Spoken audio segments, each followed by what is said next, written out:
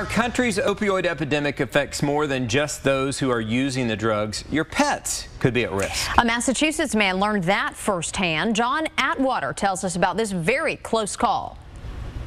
Her eyes started to roll back in her head. Her tongue was hanging out of her mouth. It was terrifying for owner Peter Tebow, who says that violent reaction came after she picked up something on the sidewalk. She was sniffing and licking just about everything, and she stumbled upon an empty pack of cigarettes. Pretty immediately suspected an ingestion of some substance. The family vet suspected the dog ate some kind of drug and promptly administered Narcan to reverse the effects of the likely culprit, fentanyl.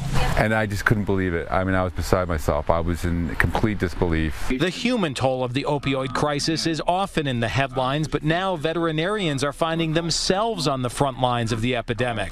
Bulger Veterinary Hospital in Andover has treated at least 3 dogs this year.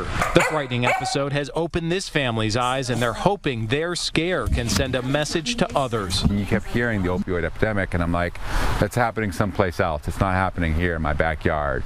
But it is. Oklahoma's Attorney General is calling for a full investigation into the opioid industry. He wants the federal government to go after them with the same law that brought down the mafia. KOCO's Patrina Adger with the letter that Mike Hunter sent to Washington. Attorney General Mike Hunter says nearly 1,000 Oklahomans die every year as a result of opioid addiction. 2 or 3 Oklahomans are going to die today of opioid overdoses.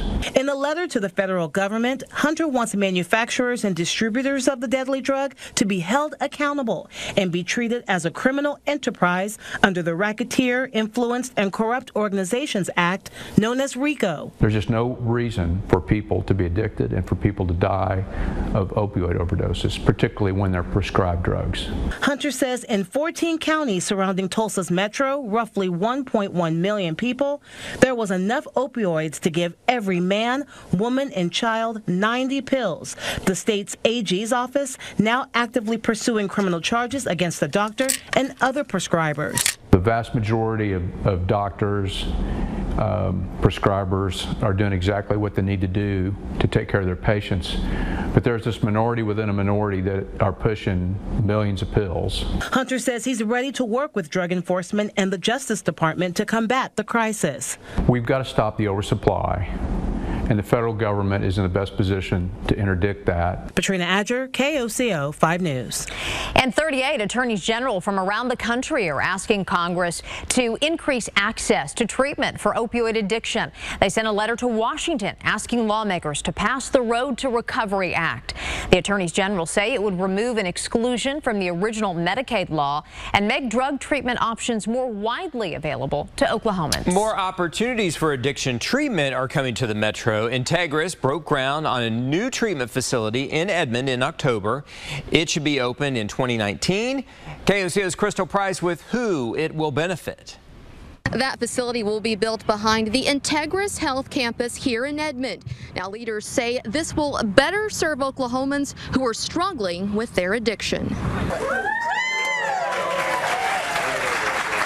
Integris broke ground on a new $46 million treatment facility in Edmond. This is a reality of a dream come true. Bruce Lawrence is the president and CEO of Integris. He says this is something they've been working on for 6 years. We've seen what's happening in our state with opioid abuse. The Integris Arcadia Trail Center will offer individualized treatment programs ranging from 60 to 90 days. We're initially going to be building 40 beds, so there'll be a 40-person treatment facility.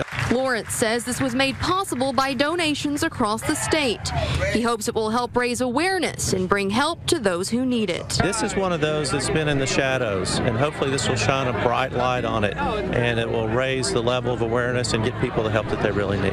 In Edmond, Crystal Price, KOCO 5 News.